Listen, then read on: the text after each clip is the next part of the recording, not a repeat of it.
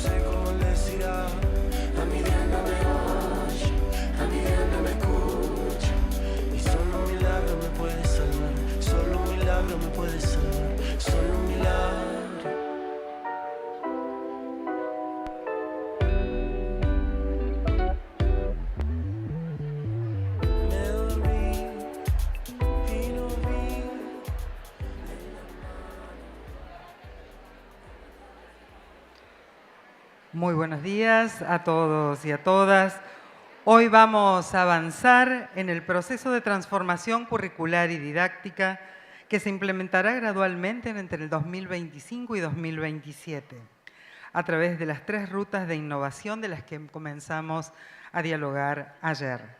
Les damos la bienvenida a supervisores, directivos y docentes y a todos aquellos que se están sumando por el canal oficial del Ministerio de Educación. Para continuar con esta jornada, primero vamos a aclararles a quienes nos están acompañando a través de YouTube que no hay asistencia diaria, sino que la acreditación, tal como lo establece la agenda de trabajo de las jornadas, es la que les va a permitir acreditar. Fíjense, tienen en la parte de certificación 2 opciones con las que ustedes podrán elegir. Una con el formulario que se habilitará hoy a partir de las 17 y luego las conferencias las podrán volver a ver a partir del día lunes y allí estará habilitado el link que les permitirá hacer la evaluación y acreditar la certificación para obtener la certificación correspondiente. Así que para todos que se queden tranquilos, hay muchas consultas en relación a esto, no hay asistencia diaria, sino que es la acreditación final. Así que muchísimas gracias por las consultas, agradecemos también a todos los que nos están dejando los comentarios, que realmente les está resultando muy productivo, que realmente agradecen este espacio de formación que se hace a distancia y que les permite desde el lugar en donde estén en la provincia sumarse y participar también de este espacio de formación. Bueno, hoy teníamos previsto contar con la presencia del licenciado Bernardo Blechmar, que iba a estar acá. Tuvo unos inconvenientes personales, pero la verdad que lo que queremos destacar es su compromiso para con nuestra provincia. A pesar de los inconvenientes, él va a estar presente. En el día de ayer grabó lo que tenía previsto para hablar con nosotros, para compartir, para dejarles a ustedes, y es lo que nosotros vamos a compartir en el día de hoy. Así que destacamos ampliamente que a pesar de los inconvenientes que tuvo, va a estar con nosotros de alguna manera y se ha comprometido que a lo largo del año, en algún momento, sí nos va a acompañar de manera presencial. Bernardo Blechmar es profesor en Educación Física, licenciado en Ciencias de la Educación por la Universidad de Buenos Aires, profesor en diversas universidades como la de San Andrés, la Universidad Católica de Córdoba, la UBA, entre otros. Es autor de Gestionar es hacer que las cosas sucedan, el lado subjetivo de la gestión y la facilitación como práctica directiva, entre otros. Él va a abordar el tema la gestión en el marco del Transformar Córdoba. Así que vamos a compartir entonces lo que nos ha dejado grabado el licenciado.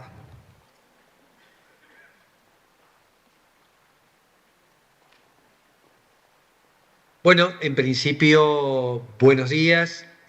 Primero lamento, por supuesto, no estar con ustedes acompañándolos en un proyecto tan interesante e importante como el Transformar en la provincia de Córdoba. Pero bueno, a veces la tecnología nos puede ayudar a estar más cerca, aún estando lejos. La idea de tener esta pequeña presentación tiene que ver con un título que hemos puesto y que tiene mucho que ver con el lugar que cada uno podemos tener al frente de un rol en el que desempeñamos. Se llama hacerse cargo del cargo. Esto es tomar, aceptar aquella situación con la que uno se juega, se enfrenta y poder sobre esa base, aquello que ve como la realidad, establecer una estrategia de transformación. Evidentemente en todo proceso educativo, por lo menos en mi opinión, hay tres preguntas que pueden organizar nuestra mirada sobre ese fenómeno educativo. Una palabra que es clave es qué, otra palabra que es clave es cómo, y la tercera palabra es quiénes. ¿Qué? Alude a los contenidos, alude a la política, alude a aquellos contenidos, aquellas propuestas, inclusive curriculares que nos proponemos traer a las políticas que desarrollamos, son los qué, son los contenidos. Es obvio que es clave una discusión, un debate acerca de la calidad de esos contenidos, pero en todo caso, para que esos contenidos se transformen en acto educativo, hay una segunda palabra que tiene que estar articulándolo y es cómo. Cómo tiene que ver con ese puente que articulan las ideas con los actos. Finalmente la educación es una acción y por lo tanto más allá de las ideas que portamos, importa también cómo la llevamos a cabo. En el cómo vamos a encontrar la definición de la gestión. La gestión es aquello que articula esa idea, esa política, esa pedagogía con el efecto concreto que se produce en ese momento de la verdad que finalmente un maestro y su grupo de chicos, de estudiantes, su grupo de alumnos. Y por último está quiénes. ¿Quiénes son los actores que de algún modo desarrollan, se hacen cargo de que ese cómo ocurra? Estas tres palabras a veces tienen su armonía y a veces, como en estos momentos, aparecen como desajustadas. Entre el qué y el cómo a veces hay una brecha muy grande. Es interesante, Andreas Schleicher, que se lo conoce como el hombre de la evaluación PISA, porque ocupa ese lugar en Norte, decía que cuando se encontraba con los ministros de Educación, habitualmente era más o menos fácil ponerse de acuerdo en el contenido, en el qué de las reformas. Lo que era más difícil es cómo se llevan a cabo con cierto éxito. Y eso es la gestión, finalmente. Y por supuesto, importa quiénes la van a desarrollar. Vamos a meternos un poco en este mundo del qué, del cómo y de quiénes.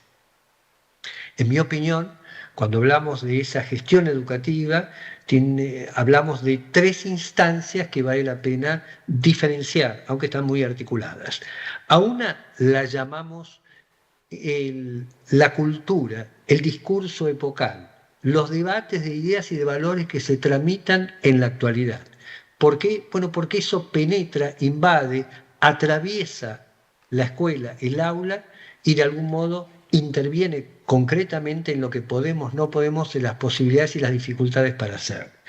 Hoy tenemos en ese modelo cultural, en ese marco cultural, una tensión sumamente importante que se deriva en que se está debatiendo en qué comunidad queremos vivir, en qué lugar, con qué valores. Probablemente hay todo un modelo casi en el mundo que pone en tensión aspectos que consideramos, o por lo menos yo, casi como incorporados a nuestra cultura respecto a la diversidad, respecto al pluralismo, respecto al diálogo, respecto a un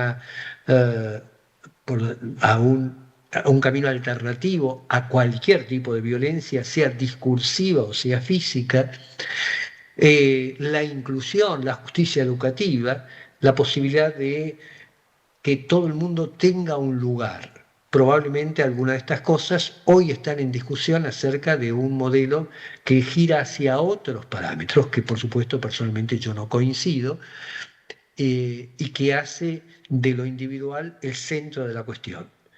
Nosotros pensamos que así como el aprendizaje social, la vida es en comunidad. Y la comunidad es ese suelo común que habita la celebración de las diversidades. Si no fuera así, si fuera un suelo común para evitar los absolutamente iguales, sería casi una secta probablemente. Y hoy tenemos una tensión en ese modelo cultural. Tenemos una tensión en la tecnología, aquella que nos ha llevado a expandir el mundo, pero que también tiene su lado B, que según algunos autores se ha profundizado a partir de los teléfonos inteligentes, que generan una adicción, que generan las nuevas modalidades de sufrimientos pesares en nuestras infancias, en nuestras adolescencias, en las relaciones que tenemos, que han cambiado en algún sentido una reconfiguración de la infancia, planteada la infancia del juego y ahora es la infancia de las pantallas. No es menor, porque la infancia del juego estaba vinculado a lo colectivo, al descubrimiento de las normas, al riesgo de los chicos en el sentido de jugar sus posibilidades, en el sentido de lo que también se denomina claramente el tema de la fragilidad, o por lo menos la idea de la antifragilidad, en la medida que los chicos que se exponen a juego, que se exponen al juego libre, a veces sin adultos, tienen que construir normas, tienen que definir lugares, tienen que soportar y gestionar emociones.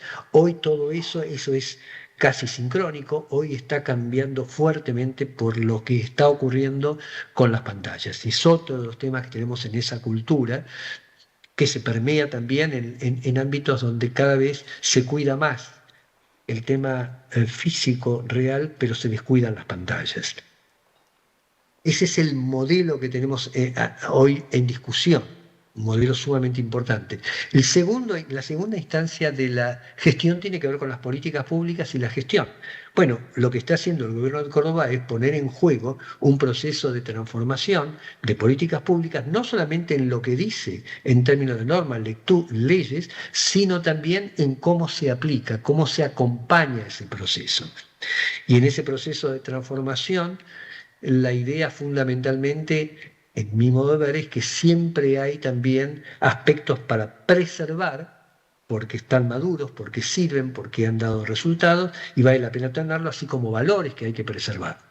Hay aspectos que hay que cambiar, porque tal vez en algún momento sirvieron, pero hoy ya no, y vale la pena hacerse la pregunta, ¿qué tenemos que cambiar? Y hay cosas que no tenemos y que vale la pena agregar. Entonces, qué preservar, qué cambiar, qué agregar, son como si fueran los andariveles por lo que transita un proceso de transformación en nivel político global, pero también en cualquier proceso de transformación del centro educativo. Finalmente, la tercera dimensión la llamamos la del centro educativo. Y digo que es la tercera dimensión porque es ahí donde aparece la mayor posibilidad de la mayoría de ustedes, directores, supervisores, docentes, para incidir realmente en aquello que tiene que ver con lo que Melina Forman llamaba el metro cuadrado, ese lugar donde tengo incidencia mucho más que en las políticas públicas, mucho más que en la cultura. Aunque digámoslo también, y esto está ocurriendo, por lo menos en Córdoba, las políticas públicas no son un lugar y un espacio restringido a políticos, sino es un diálogo, una conversación, una incorporación, una participación que finalmente puede ser determinado por una política, pero va a través de una conversación. Ese centro educativo se juega, digamos, aquello que donde mayor incidencia puedo tener. Y por eso para mí es importante saber de que más allá de que podemos compartir en distintas escuelas, en distintos lugares, una cultura y tensiones de esa cultura en forma común, una política pública que nos abarca a todos, pero también va a haber una diferencia de acuerdo a qué hagamos con nuestro proyecto educativo institucional. Ahí se llama hacerse cargo del cargo. Esto es que más allá de que hay variables que no manejamos, variables que nos vienen dadas, también está el juego lo que llamamos la aceptación, es decir, ni negar ni resignarse. Aceptar significa medirme, interpelarme con esa realidad que tengo, con estos padres, con estos chicos, con este mundo, que tal vez en algunos aspectos no son lo que yo quisiera, no son lo que me gustaría que ocurriera, pero son los que o son, o por lo menos son los que estoy viendo. Y sobre esa base genero una estrategia hacia el lugar en donde yo creo que tenemos que dirigir el proyecto. Y acá surge un tema que nos parece sumamente importante, por lo menos desde mi punto de vista, y ustedes saben que son simplemente interpretaciones.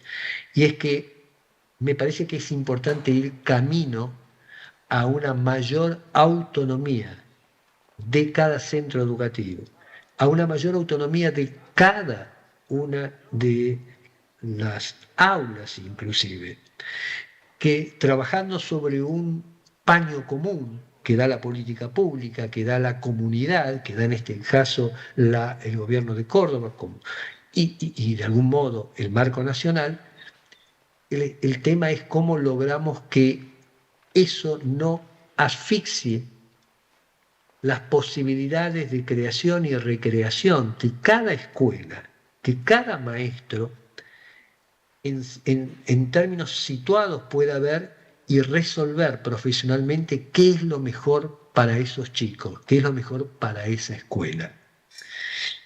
Yo creo que eso fue uno de los aprendizajes que por ahí no persistieron de la pandemia, de la vida en pandemia, que era teníamos que crear situaciones que no estaban escritas y cada uno buscaba la mayor creatividad posible para dar cuenta de eso. Creo que tenemos que recuperar, o por lo menos ir hacia ese lugar, donde tener un marco común, como si fuera una partitura de una música, pero sabemos que esa partitura puede ser interpretada de muchas formas distintas según el artista, según el que de algún modo esté operando esa partitura. Entonces la partitura no puede ser un corset para que todo el mundo haga lo mismo en todo momento. Esto fue una idea en algún momento de Comenius y en algún momento la idea de simultaneidad, todo el mundo tiene que aprender lo mismo en el mismo momento, ya parece hoy, en esta época, que vale la pena repensarlo. En ese sentido, es importante, digamos, ese nivel de apropiación de lo que puedo hacer. Y ahí, en general, es importante, en mi modo de ver, cuando tomamos el centro, el lugar que ocupa el directivo.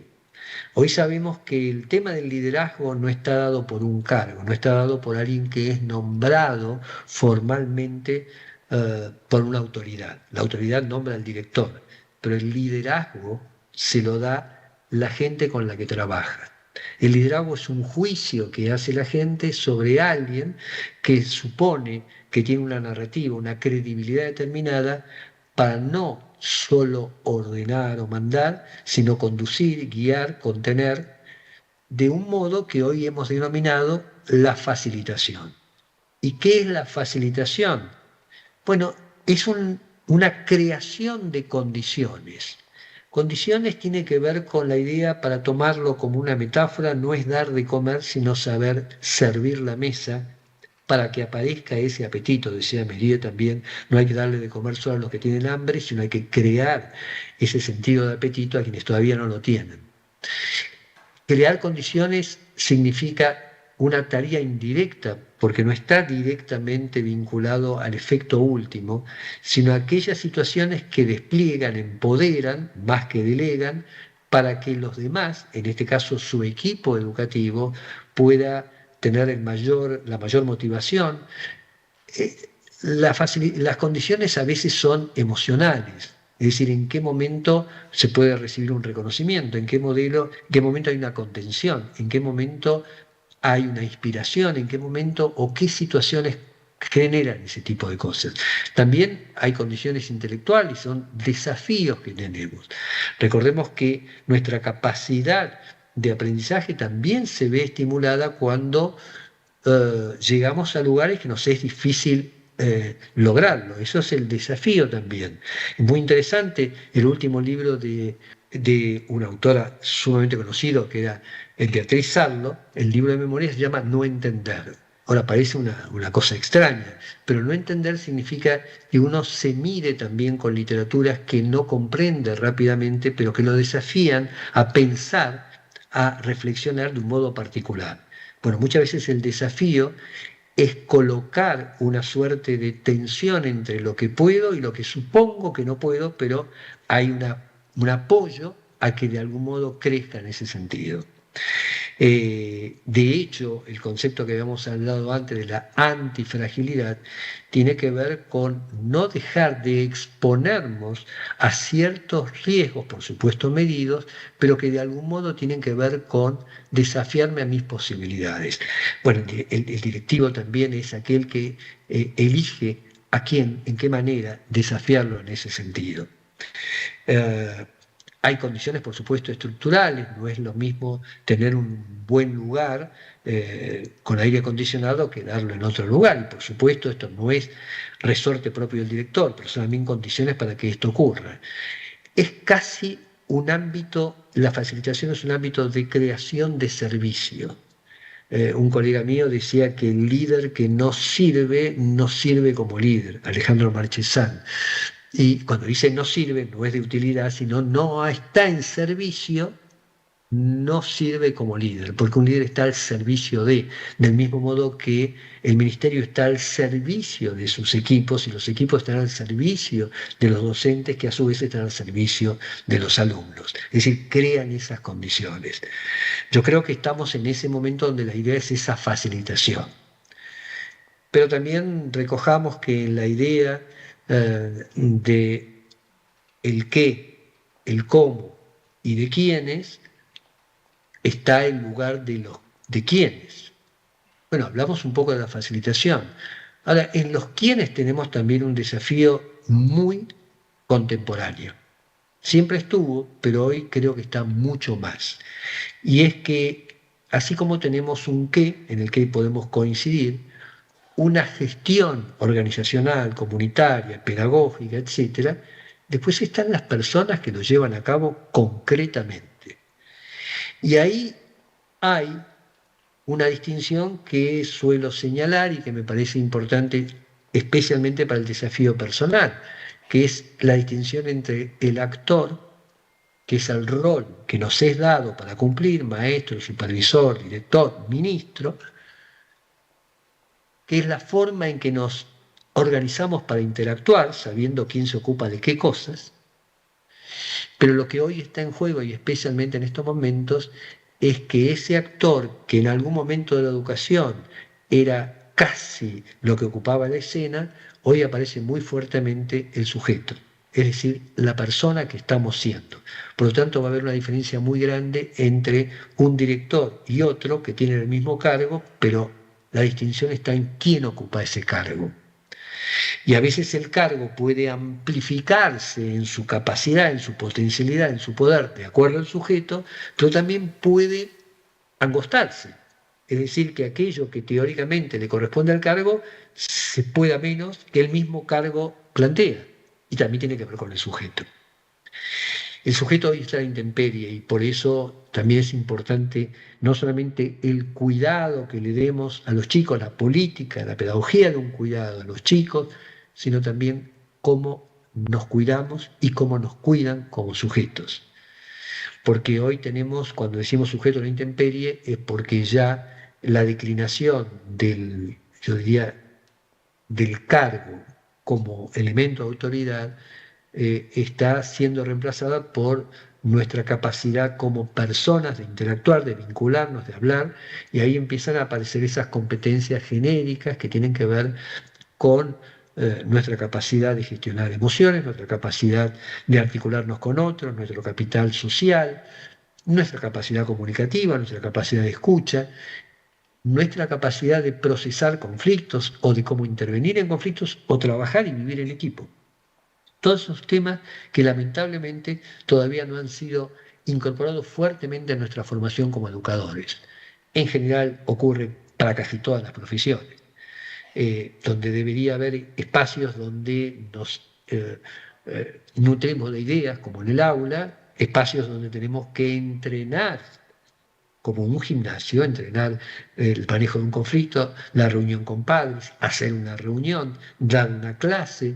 Es decir, ahí tenemos que entrenar algunas habilidades. Y también tenemos que tener algo que es el punto más oscuro de todos, no porque lo sea, sino porque es el que menos queremos ahondar, que yo lo llamaría el espejo, que es cómo nos vemos, cómo nos ven, cómo pensamos que nosotros no somos alguien que observa la escena escolar, sino que interviene claramente y la modifica con lo que somos, hacemos y estamos siendo. Entonces, revisar a nosotros, escuchar a los demás, retroalimentarnos para ver en qué podemos eh, ir cambiando, pensando, reflexionando, va a ser un tema crítico.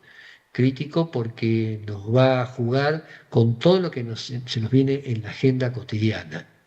Y porque cuando de algún modo el desafío, el contexto se nos hace muy áspero, bueno, las repercusiones que tiene son muy concretas en nuevas enfermedades, en nuevos sufrimientos, en nuevos padeceres.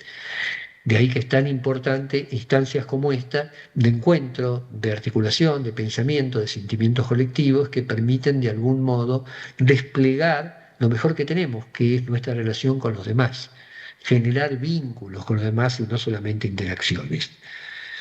Por supuesto que en toda reforma, si es que en toda transformación, en todo proceso de este tipo, yo diría es muy importante tener justamente el foco, ya sea en las ideas que las sostienen, en los debates que nos tenemos que dar, con una modalidad que yo diría respetar al otro. Recuerden la frase de Freire, que en algún momento va a retomar Almodóvar en una película, que es una de las capacidades claves del sujeto no es hablarle a la gente, sino hablar con la gente. Esto es el ida y vuelta. Las ideas, saber de que tenemos que tener tanta importancia en lo que queremos cambiar con cómo lo queremos cambiar, en qué secuencia, por dónde empezamos, cómo comunicamos, de qué manera preparamos, de qué manera capacitamos para las cosas nuevas que tenemos que hacer, de qué manera manejamos las ondas emocionales que acompañan ese proceso, de qué manera celebramos los pequeños éxitos que nos dan energía para ir por más. Esos son la gestión del cambio.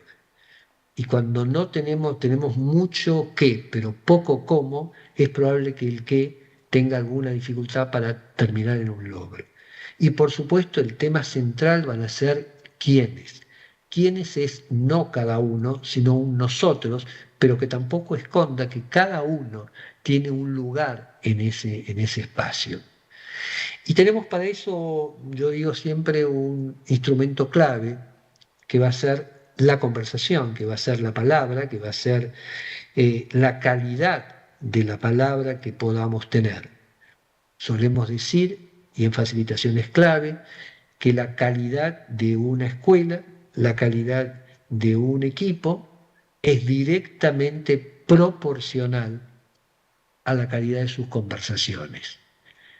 Y créanme, creo que todos podemos compartir, que no todas las conversaciones tienen el mismo nivel de calidad.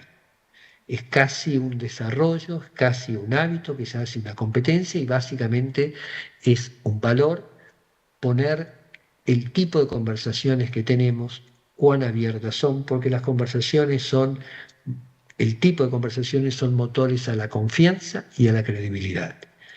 Y nada, el control es muy importante, pero nada va tan lejos cuando más que el control prevalece la confianza.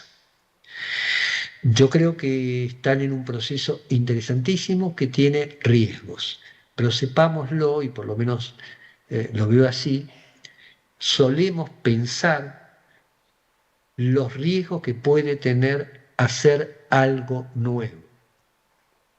Y es obvio y es pertinente, porque toda situación de transformación tiene riesgos de equivocación, de errores, pero lo que no solemos considerar son los riesgos que tiene seguir haciendo lo mismo. Parece que no existe, pero créanme, o por lo menos desde mi punto de vista, nada permanece igual, o mejora o se degrada. Por lo tanto, la apuesta a que no hagamos exploración, riesgos, creo que puedes tener un riesgo mucho mayor, que es seguir haciendo lo mismo y cada vez de una manera menos efectiva y menos lograda. Por eso también yo celebro los procesos de transformación, aún con los errores que tengan, porque probablemente es más fácil defenderse en el dejar las cosas como están, no tocarlas demasiado, porque probablemente ahí la exposición de quienes la conducen sea mucho menor, pero los perjuicios para quienes nos importan mucho, que son los pibes, los chicos, la educación, sea mayor. Y hoy, lo he dicho en algún artículo, el verdadero riesgo país para mí ya no está solo en las variables económicas y financieras, el verdadero riesgo país está en los logros o no logros de nuestras pruebas a aprender, en los logros que tengamos en el campo de la cultura, de la ciencia, a quienes debemos apoyar, subrayar y cuidar. Nuestro futuro empieza no por lo que viene, no hacia dónde vamos, sino por lo que hagamos hoy. Y yo me alegro que ustedes estén comprometidos a hacer hoy algo muy potente para tener en parte el compromiso de un futuro mejor. Muchísimas gracias y les auguro el mayor de los éxitos y ojalá sepamos que cuando nos equivocamos, casi yo diría, celebremos el error inédito, que es el error que hacemos siempre que hacemos algo nuevo, del que podemos aprender. Diferenciémoslo siempre del error recurrente, ese que hacemos una y otra y otra y otra vez y del cual no aprendemos. Para innovar hay que errar. Así que les deseo que tengan los mejores errores posibles y que estos muten en aprendizaje. Muchísimas gracias.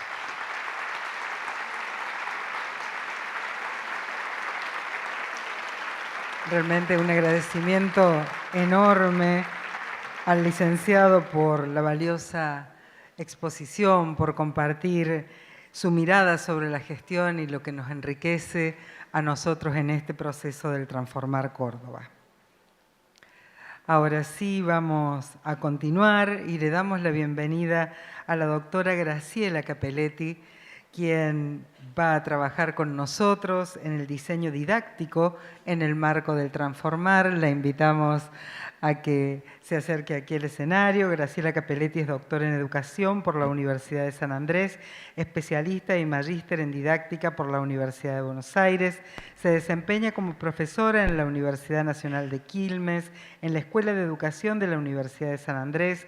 Es directora de la licenciatura del profesorado en Ciencias de la Educación, es investigadora de la Universidad de Buenos Aires y la recibimos nuevamente. Hemos tenido el placer de tenerla aquí en nuestra provincia varias veces.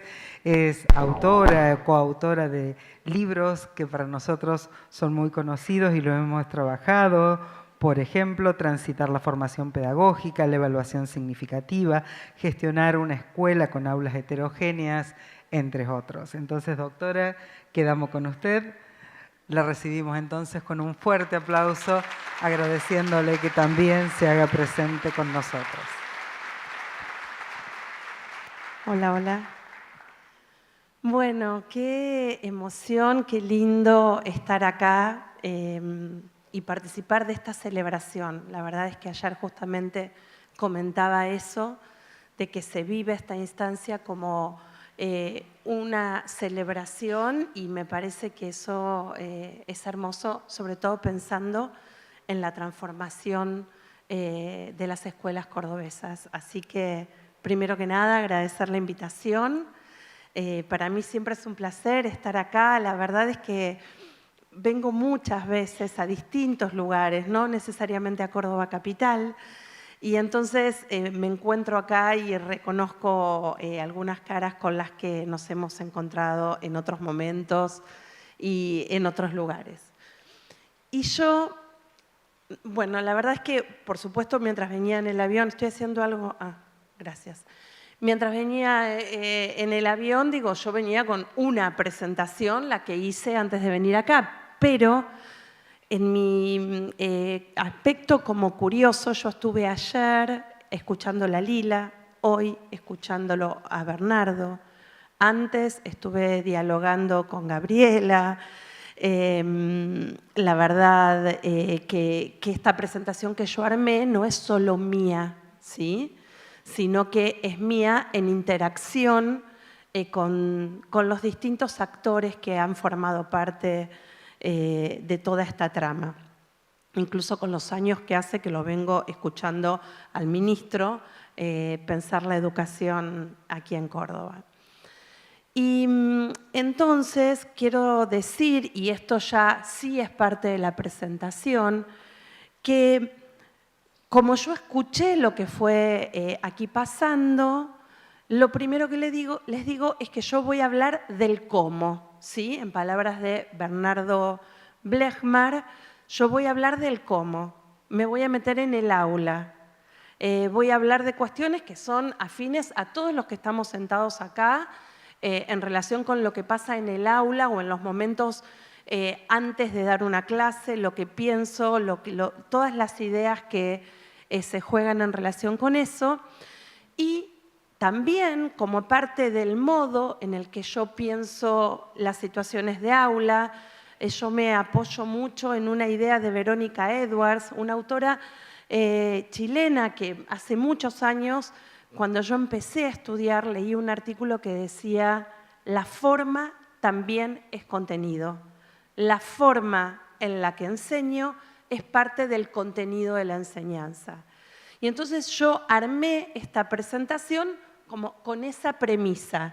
Y acá, en esto que yo puse acá, son los papelitos que me anoté de lo que dijo Lila ayer, que yo quería retomar hoy, pensando que para ustedes es como un continuo, ¿no? O sea, escuchamos ayer a Lila, después a Gaby, antes a Horacio, ahora a Bernardo, Gabriel, bueno, no me acuerdo los nombres de todos, pero con todo esto vamos construyendo una trama. Y ayer Lila dijo algo que es diseñar con convicción. Entonces, el diseño de lo que yo estoy presentando hoy tiene que ver con mis convicciones pedagógicas. Y hay algunas de estas cosas que yo les quiero compartir. Y lo primero que les quiero decir es que cuando estaba en Buenos Aires armando esto, yo dije, yo quiero empezar a pensar la enseñanza con algo que sea significativo. Para mí es muy importante pensar una analogía, incluso una metáfora que me permita estructurar. Y entonces pensé, bueno, vamos a transformar, pero en la enseñanza hay algunas cosas que son tradiciones. Y se me vino, no me pregunten por qué, porque esa es la parte que uno, qué sé yo, tiene que ver con la biografía, con quién es cada uno. Se me vino la representación del poroto, de la germinación del poroto. Yo como alumna de escuela primaria, por supuesto que armé mi germinación del poroto, como maestra de escuela primaria, también la llevé adelante. Mis hijos han en la escuela germinado los porotos y creo que esta es una práctica que cualquiera de ustedes debe tener presente, ¿no? Y que tiene un sentido, ¿no? El sentido histórico, biográfico de la germinación del poroto, algo que permanece a través de los años. Y ustedes se preguntarán, pero Gachi, ¿por qué vas a traer la germinación del poroto, que es viejísima, ya lo estás mencionando, a una conversación donde la idea es hablar de transformación y de innovación? Porque en la germinación del poroto hay toda una idea de transformación, ¿sí? De cómo empezamos de una semillita a la plantita que creció. Y esta metáfora del jardinero, del crecimiento, de lo que se cultiva, también es una metáfora muy presente en el marco de quienes somos docentes y de quienes llevamos adelante la enseñanza. Y para mí es una metáfora que es relevante, ¿sí? Porque habla de cuidado, habla de un tiempo, habla de crear condiciones. Y entonces yo voy a usar cada una de estas imágenes, ¿sí? Pensando que esta es el inicio y que acá estamos casi en el cierre, para contarles cuestiones que no son ni creadas por mí, ni inventadas por mí, sino que es producto de todo el trabajo de los equipos técnicos de la provincia de Córdoba, del intercambio que sé que hubo con cada uno de ustedes y de los que está acá, porque esta política pedagógica ha sido construida entre todos, o por lo menos entre muchos. Entonces, la imagen de la semillita dentro del algodón es cómo creo condiciones, ¿no? ¿De dónde partimos para pensar esta transformación? ¿Cuáles son las condiciones que están sosteniendo las convicciones, en palabras de Lila, que están sosteniendo esta transformación? Y ahí yo identifico que, de nuevo, puede haber otras miradas. Esta es la mirada que yo tengo respecto a este proceso. Hay una categoría central, que es la idea de la escuela posible, ¿sí? Miren, cuando uno dice la escuela posible, fuera de este auditorio, cada uno puede entender lo que quiera, ¿sí? La escuela que puedo, ¿no? Desde un lenguaje más coloquial. Pero a mí me interesa traer que acá en Córdoba y en esta propuesta de transformación, la escuela posible es una categoría político-pedagógica, ¿sí? Y que lo que intenta es resignificar ese proceso que cada institución educativa va a llevar en función de esa transformación, que siempre es situada. Esto me parece importantísimo porque no es una fábrica de hacer chorizos, no es una política que se dice hagan esto y todos hacemos lo mismo, no es la simultaneidad sistémica que hablaba Bernardo, que era una idea para cuestionar, sino que es esta idea de que en cada escuela el equipo directivo, el equipo pedagógico, los docentes, incluso y por qué no, las familias y los estudiantes, podemos identificar algunos aspectos que querramos llevar adelante de otra manera y que impliquen una mejora. Por supuesto, hay que definir cuál es esa mejora y hay que ver ese qué en el que nos ponemos de acuerdo, tomándolo a Bernardo, y el cómo lo llevamos adelante. Pero partimos, digo, acá el algodón o el secante, es esa idea de escuela posible y para mí ideas centrales tienen que ver con esta idea de los aprendizajes para la acción. Esto ya nos está indicando un posicionamiento. Basta de enseñanza memorística innecesaria. No digo basta de todo, ¿no? De aquella que es innecesaria. El concepto que nosotros estamos proponiendo ahora, que propone la provincia de Córdoba, digo, pero en mí también como pedagoga es como el norte, es la idea de lograr aprendizajes profundos. Cuando digo aprendizaje profundo, de nuevo, de la puerta para afuera, todos podemos decir sí, porque es buenísimo que haya aprendizajes profundos. Pero, ¿cuál es el concepto que está definiendo la idea de aprendizaje profundo? Es la comprensión y no la repetición mecánica. Entonces, el norte de cómo llevar adelante esto en las aulas es cómo hago que mis alumnos entiendan, comprendan eso que hacen. Ese aprendizaje profundo, obviamente, que es flexible. ¿Por qué? Porque Juan puede mostrarme lo que entendió haciendo un dibujo y Marina me lo puede mostrar contándome de qué se trata. Entonces, digo, este ejemplo claramente hace referencia a la enseñanza para la comprensión y a las distintas puertas de entrada e incluso a las distintas inteligencias en términos de Perkins y de Gardner que se ponen en juego, Pero la idea es de un conocimiento que se construye, que sea flexible y que me sirva para actuar, ¿sí? Para hacer algo. Ese hacer algo, por supuesto que va a ir mutando. En el nivel inicial, el hacer va a tener una característica más protodisciplinar y en la escuela secundaria, incluso en el egreso de la escuela secundaria, de las escuelas profesionalizantes, por ejemplo, las escuelas técnicas, van a tener que ver con un hacer que incluso está pautado en términos de competencias para llevar adelante. Esto, además, se conjuga con otra idea, que es la idea de transferencia. Un aprendizaje profundo es aquel que yo puedo poner en juego en otros lados y no solamente en la escuela, ¿sí?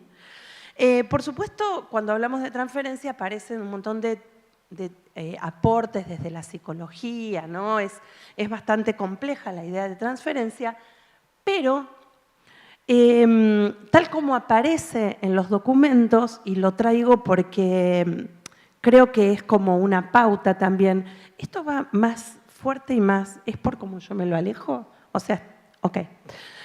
Entonces, algo, un estudiante, un alumno lo puede transferir si lo puede explicar con sus palabras, si puede dar ejemplos, si puede aplicar ese conocimiento en un problema nuevo o en la creación de algo nuevo, si puede relacionar ese concepto con otros que sabe de antes o con su propia biografía o sus experiencias, si puede proponer preguntas propias acerca del tema, si puede representar eso que sabe con una imagen o analogía, si puede explicar por qué es importante y establecer conexiones personales, si se lo puede enseñar a otros, si se siente confiado con ese conocimiento.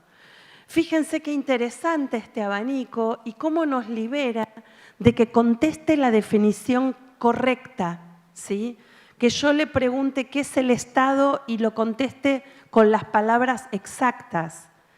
En tiempos anteriores, digo, quizás ahora también, pero digo, una evaluación era una pregunta acerca de un concepto y si el estudiante te lo explicaba con las palabras, le bajaba puntos.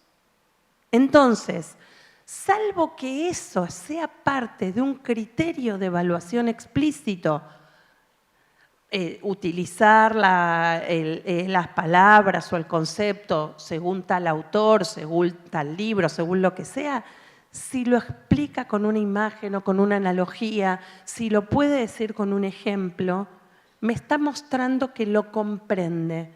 Y fíjense esto, qué interesante en términos de pensar la diversidad en las aulas, ¿no? Y de que cada uno pueda mostrar de la forma en la que se siente más confiado, que comprende aquello que aprendió. Esto tiene un montón de aristas, no lo voy a desarrollar ahora. Entonces, ¿qué podemos hacer? Y ahí yo lo llamo configuraciones. ¿Qué configuraciones en las aulas puedo llevar adelante para que eso suceda en la escuela? Y ahí aparece una idea que Meli Furman la ha tomado mucho, la idea de menos es más. Y cuando hablamos de menos es más, estamos diciendo que bueno, que por ahí no vamos a cubrir todo, pero que va a tener más profundidad, esto va a favorecer más la comprensión, va a haber menos cantidad de temas y más tiempos para trabajar para cada tema y menos conocimiento inerte en términos de enseñanza para la comprensión y más comprensión. Conocimiento inerte, aprendido, evaluado, olvidado. Y entonces, claro, esto es bastante un ovillo a desenredar, porque es muy lindo decirlo, ¿cómo lo llevo adelante? Esta idea de menos es más, por supuesto que se va a jugar diferente en el nivel primario, en el inicial y en el secundario. En el secundario siempre y sobre todo en los últimos años de escuela secundaria la cobertura es relevante. En el nivel inicial o en el primer ciclo de escuela primaria tenemos mayores posibilidades de hacer selección y de profundizar, y la cobertura quizás no es lo que más pesa en la balanza. Todo esto igual depende de cada escuela y de esta perspectiva situada. Y la otra cuestión es la tensión entre la extensión y la profundidad, que es una tensión típica de la escuela en general, conceptualmente, y de la escuela situada, de cada una de las escuelas, de los estudiantes que tengo, de los recursos que tengo, ¿no? De todo eso que sucede y que cada uno de nosotros sabemos que sucede en nuestras aulas. Esto no es algo que vamos a poder solucionar, ¿sí? No es un problema que entra un input y en un output ya tengo la solución, no. Vamos a transitar esta complejidad, pero que igual ya la venimos transitando, ¿no? No es una complejidad nueva. Y entonces ya voy a la segunda parte de la germinación del poroto, con todas esas condiciones que teníamos, ¿no? El secante, la agüita, la semilla, todo esto. Ahora pasamos a la germinación, el crecimiento de las primeras raícitas de esta semilla. Y entonces yo dije, me voy a meter en el cómo, me voy a meter adentro del aula.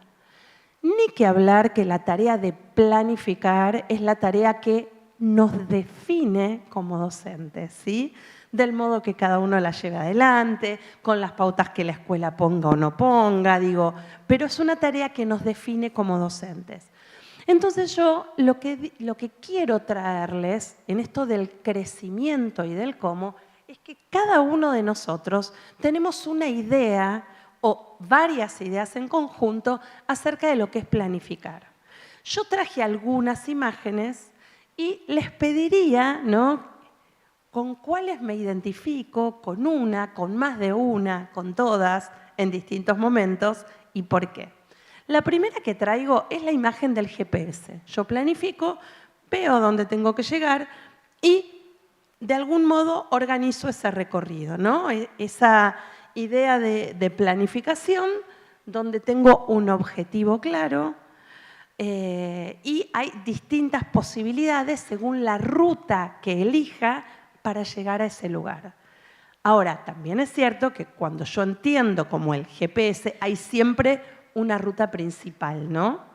Después te marca, esta es similar, por esta también se puede, pero el pensamiento hegemónico del GPS es vamos por esta ruta, porque es la más corta, porque es la más rápida, porque no pagas peaje, qué sé yo. Digamos, los criterios que se ponen en juego. Esto lo señalo como una advertencia también.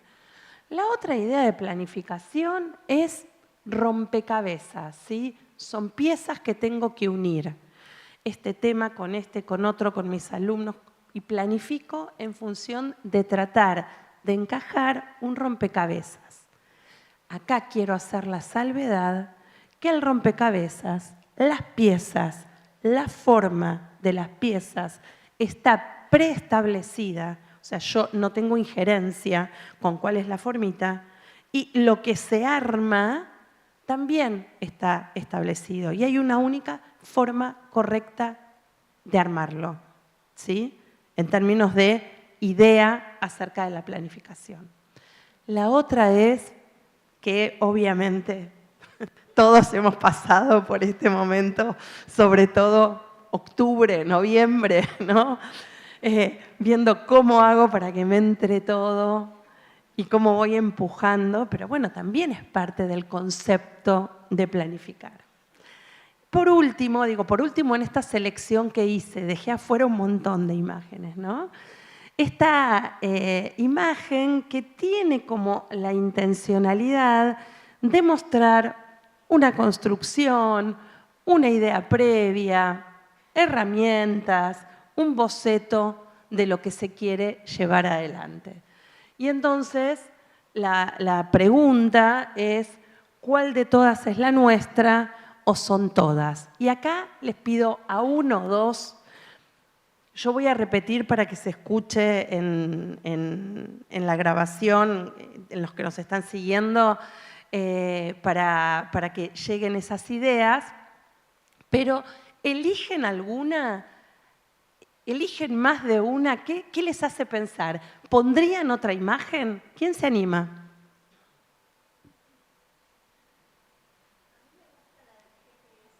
Bien. Muy bien. Hermoso.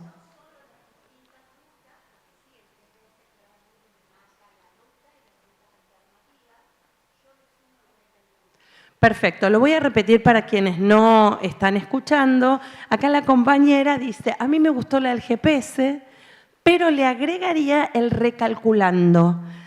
No solo las otras rutas, que está bien, que van a aparecer, sino el recalculando. Me parece hermosísima como idea, porque esa idea da cuenta del transitar.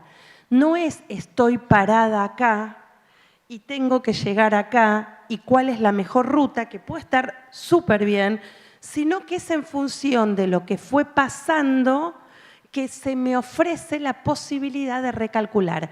Me encanta y lo voy a retomar en un momento ahora, ¿sí? ¿Alguno más que quiera o alguna más que quiera compartir alguna idea respecto de estas imágenes o de otras que se les ocurran?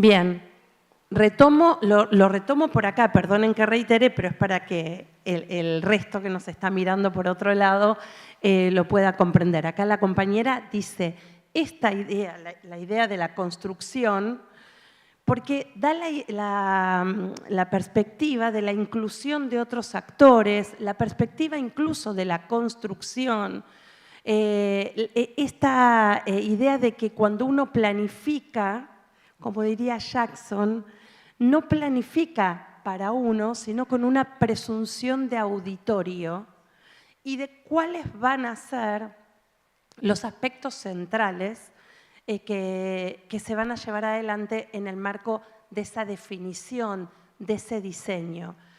Allí quiero agregar es que claramente en esta idea de construcción también yo puedo planificar algo anticipadamente, pero en la vorágine me doy cuenta que esta ventana acá no me funciona y en función del diálogo que trajeron tanto Bernardo como Lila ayer, puedo ir reformulando. Bien, esto que yo hice acá de pensar imágenes y problematizarlas también tiene que ver con desnaturalizar y de ese extrañamiento en relación con tareas que son absolutamente cotidianas.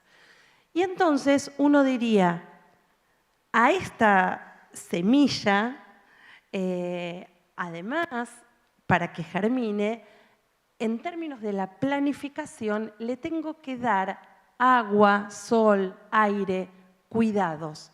Hoy también Bernardo habló de los cuidados. ¿Cuáles serían esos cuidados que tenemos que incluir en la planificación, en el cómo de lo que pasa en el aula? Bueno, en lo que estamos planteando, lo que está planteando la provincia de Córdoba para sus escuelas, es pensar en términos de la enseñanza para la comprensión, el aprendizaje profundo, las metodologías activas, ¿no? Y ahí mismo aparecen algunos formatos en relación con esto, y la idea de la pedagogía de la pregunta, no de la respuesta, ¿sí? O no únicamente de la respuesta. Uno podría decir nuevamente, salgo de acá y cualquiera puede hablar de una pedagogía de la pregunta, ¿no? ¿Qué significa? Bueno, preguntar, hacer valer la pregunta. Por supuesto, esto está inspirado en el método socrático, para todos los que hemos estudiado en la docencia aparece como algo que en algún momento estudiamos. La intención es que las preguntas motiven la indagación, o sea, el proceso que estamos privilegiando para la comprensión es la indagación, y esto lo que hace es priorizar ese aprendizaje activo y la conexión con los intereses de los alumnos. Voy a hacer acá una salvedad. Cuando hablamos de aprendizaje activo, no estoy hablando de un alumno que está haciendo todo el tiempo, porque eso muestra actividad, pero no necesariamente protagonismo, no necesariamente autonomía, toma de decisiones, posibilidad de hacer en función de sus intereses. Entonces, la idea tiene que ver con justamente el protagonismo de los estudiantes. Entonces, cuando hablamos de pedagogía de la pregunta, estamos diciendo, bueno, ¿pero por qué hacemos esto? Bueno, porque promueve el pensamiento crítico y la creatividad, porque facilita la conexión con los intereses de los estudiantes, porque favorece la colaboración y el aprendizaje interdisciplinario, porque desarrolla competencias como la exploración, la expresión y la comunicación. Y quiero darles un ejemplo concreto.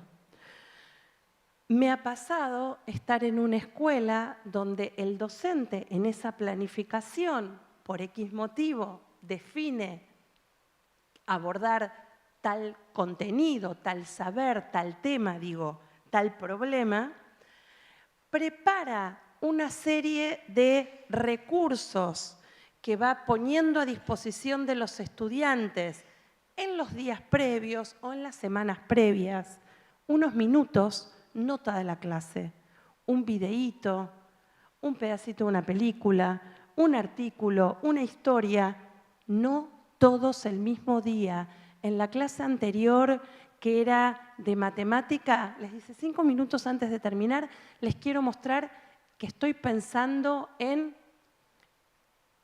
esta situación. Vi este videito y se los comparte. Y les comparte el video de una isla de plástico en el medio del océano. ¿Por qué? Porque el docente tiene en la cabeza que va a trabajar con cuestiones que tienen que ver con la sostenibilidad, el uso de cómo se reciclan los desechos, ¿sí?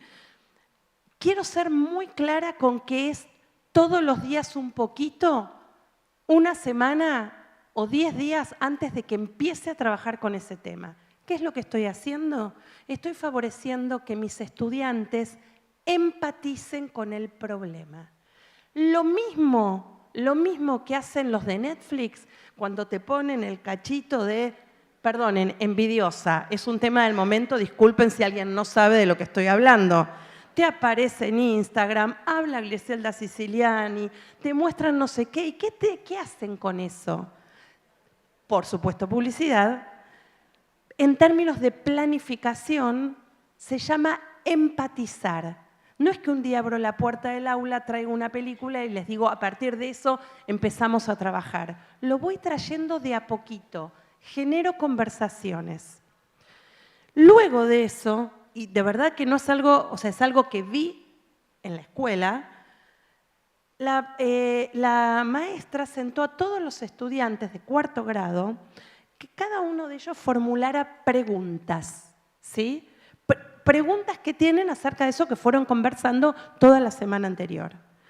Esas preguntas las escribían en unos papelitos y los pegaban en una pared del aula.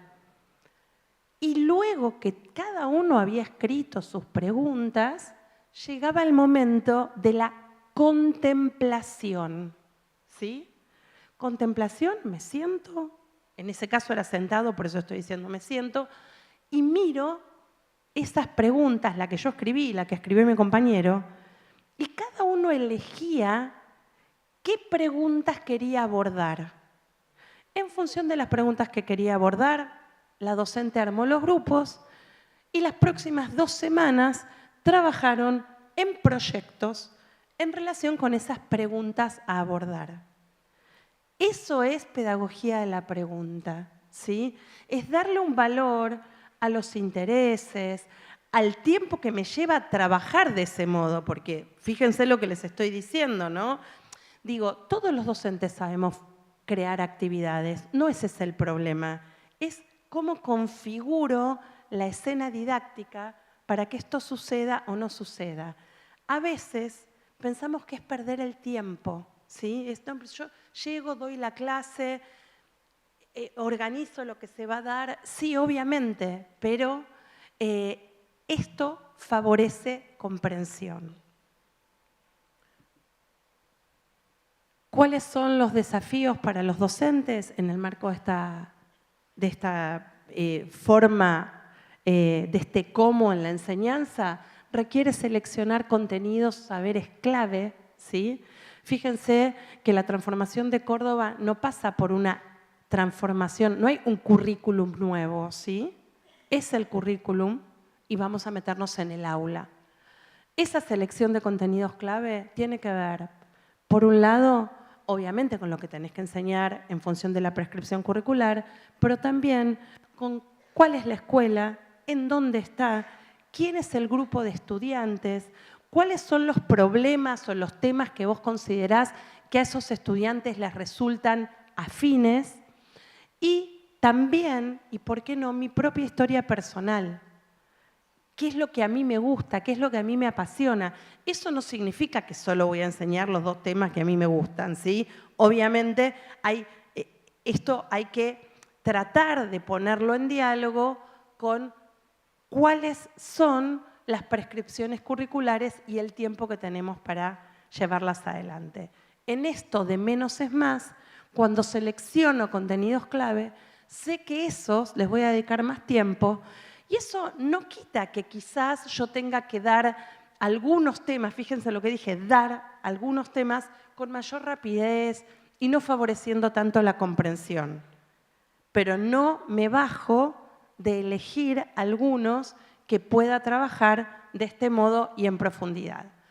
Esto exige desarrollar aspectos didácticos, priorizar la relación con los estudiantes y la gestión del aula.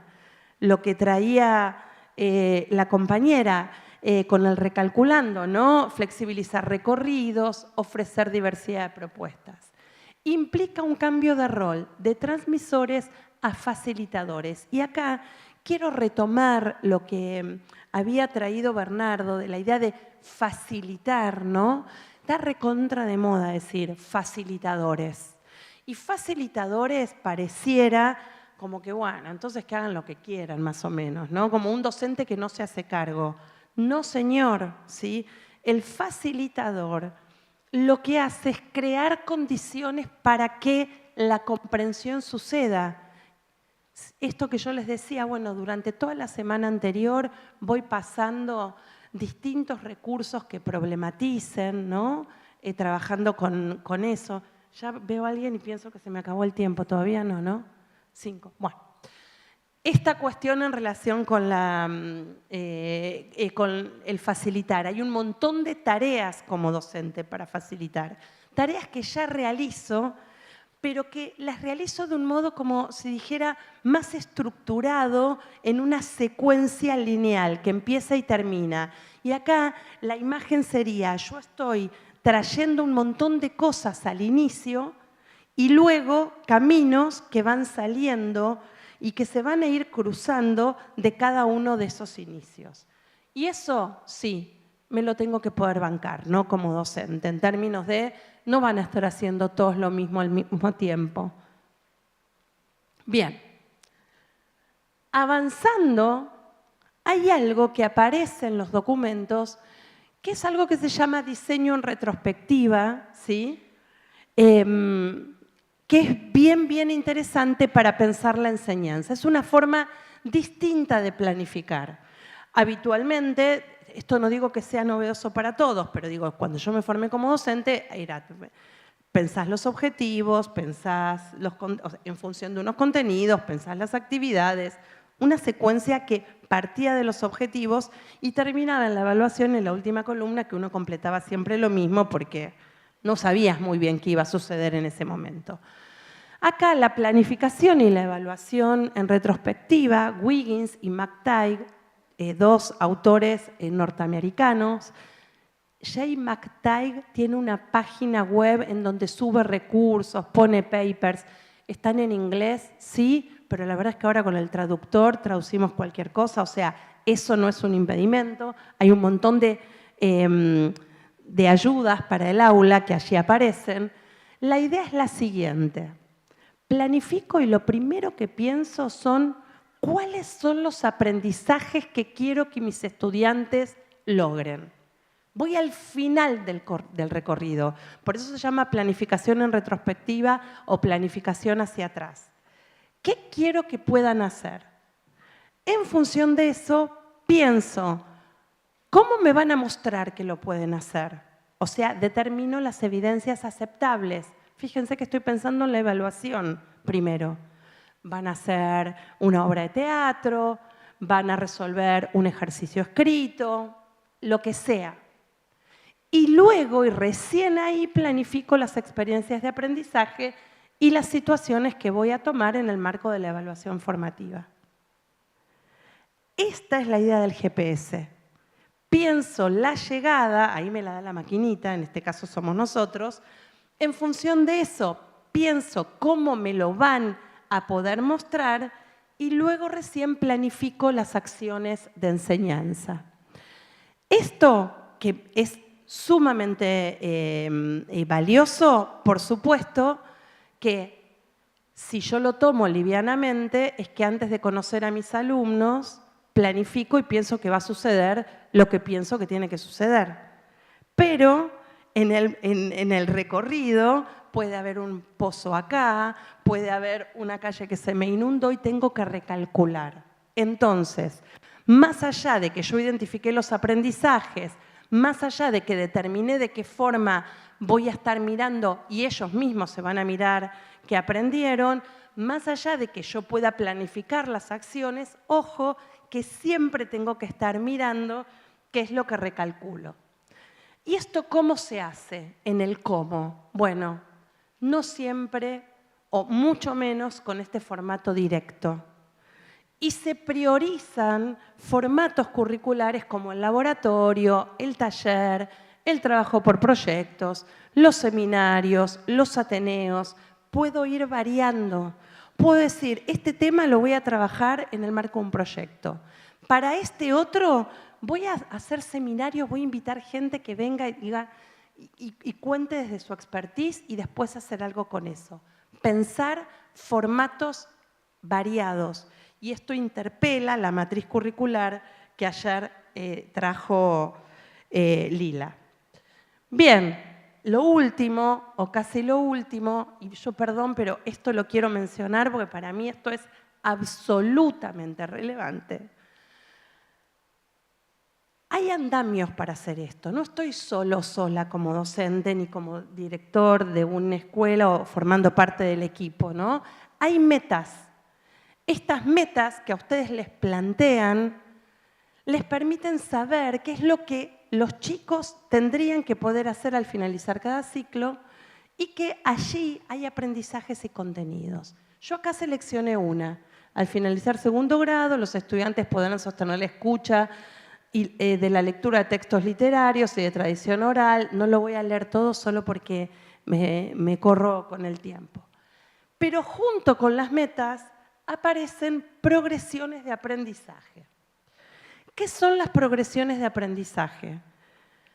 Son maneras sucesivas de pensamiento cada vez más sofisticadas sobre un tema, pero consideradas de cómo las van logrando los chicos a medida que las aprenden, ¿sí?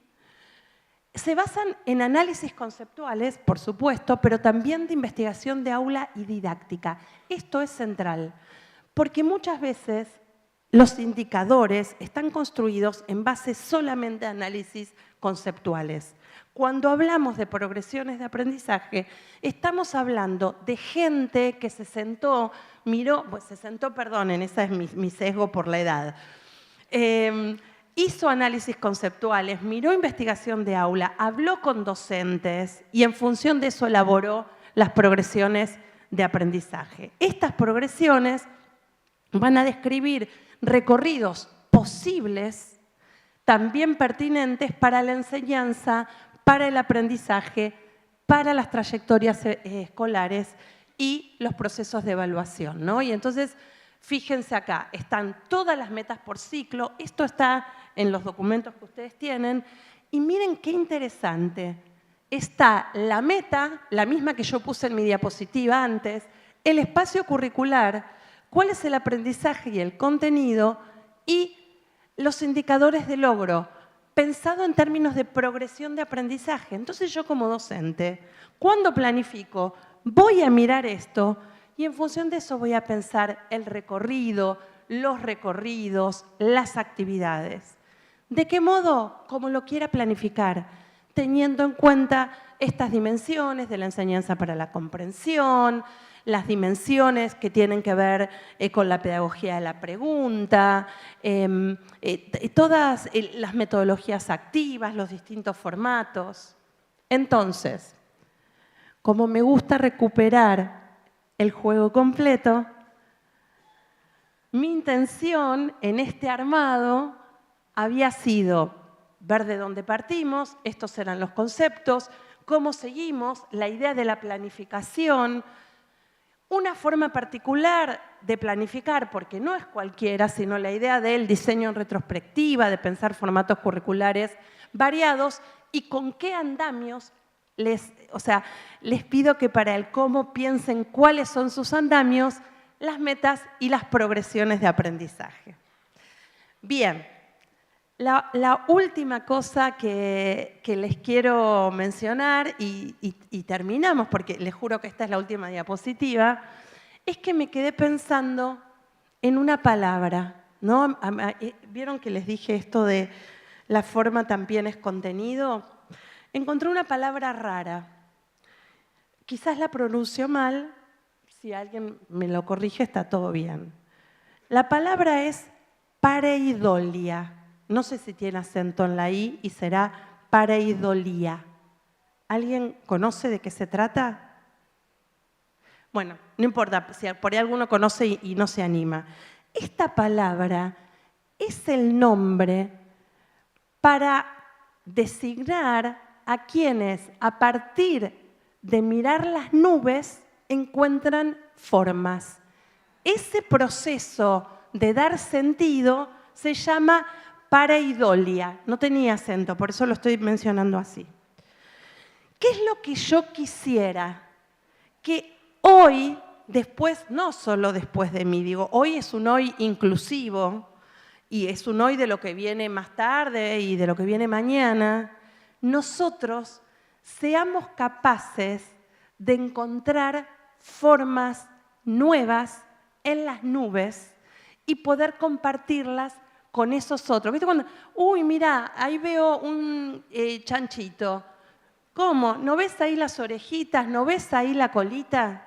¿Sí? Esa capacidad de hacer pareidolia es la capacidad que tenemos que poner en juego hoy para empezar a pensar nuestras clases dentro de nuestras aulas de maneras semejantes pero diferentes, compartiendo y haciendo encontrar nuevos sentidos también a nuestros colegas. Eso es todo. Muchísimas, muchísimas gracias. Muchísimas gracias a la doctora Graciela Capelletti por sus aportes, las reflexiones en este diseño didáctico que tanto nos aporta a los docentes y a los equipos directivos para poder acompañar nuestra labor en el aula. Con esta conferencia damos el cierre a esta primera parte de la segunda jornada y a quienes nos acompañan por streaming les recordamos que a partir de las 14 vamos a continuar aprendiendo y reflexionando juntos. Muchísimas gracias, nos vemos a la tarde. Para quienes están aquí en el salón, antes de retirarse, le vamos a recordar que los talleres se realizan en las aulas establecidas. Los equipos directivos